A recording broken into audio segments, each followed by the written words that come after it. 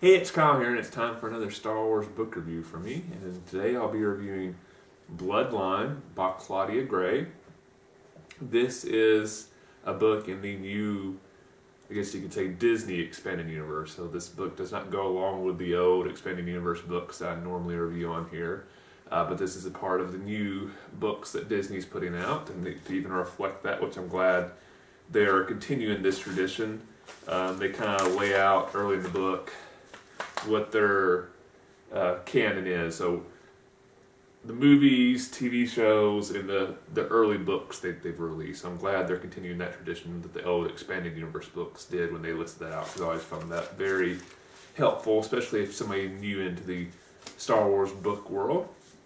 But after The Force Awakens had came out, I'd heard several good things about this book. That it was a very good book, but it also helped clarify some important events that happened in between Return of the Jedi and The Force Awakens. It kind of did a good job of kind of setting up why the stuff that was happening in The Force Awakens was happening. So, well, that's, I really enjoyed The Force Awakens. Like I said, I'd heard good things about this book, so I thought, well, I definitely want to read this at some point.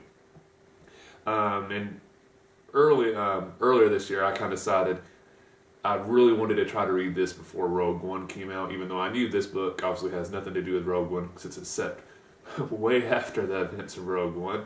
But I still kind of thought I'd like to get this book read before Rogue One, because once Rogue One comes out, I'll be all about Rogue One for a while, and it'd probably be a while before I got back to wanting to read a more Force Awakens related book. But I'm really glad I did read Bloodline. It's a very good book. Claudia Gray, I think, did a great job of developing new characters, because there's a lot of characters in this that are not from the original trilogy. So I think that was always a good test of how good a Star Wars book author was, is if they can make you care about characters that weren't in the original movie, especially characters that they introduced specifically in their own book. Sometimes there are characters that have been successfully established in earlier books that at that point people already cared about them. But when you're introducing that new character that you've never heard of before in the Star Wars universe, it's very easy for people to just I do not care a thing about this one. Let's just get rid of this person and focus on the people I care about. So she did a really good job about making you care about the good characters, but also kind of the evil characters, and find them interesting as well.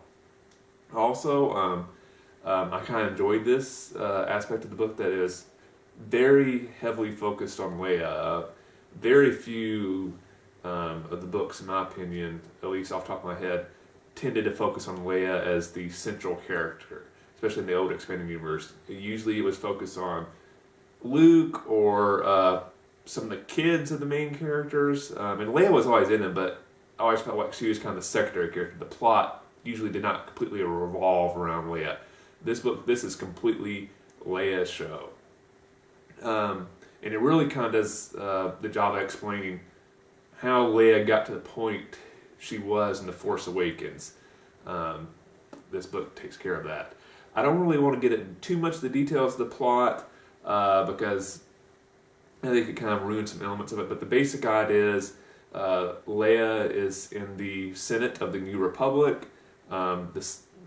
Basically, the Senate has become divided between two factions.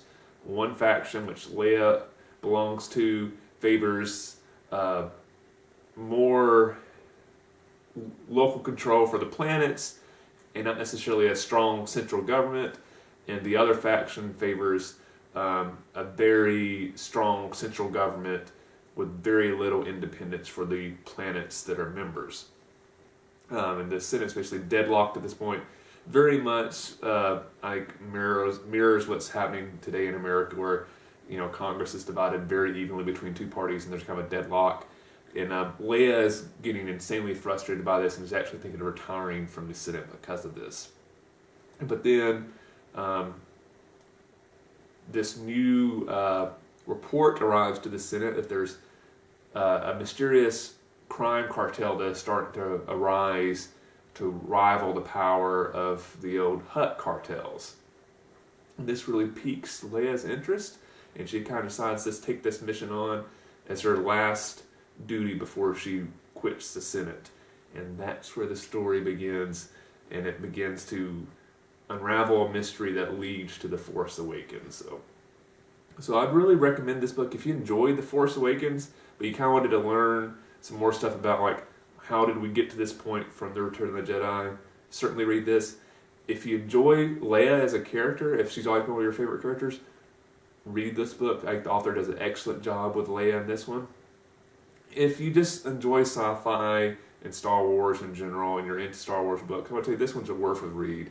It's not my favorite Star Wars book I've ever read by no means, but it's a very good book. It's the author did an excellent job. So, and I'm sure she was in her time constraints because a lot of the plot points had to be developed in a certain way to tie into The Force Awakens.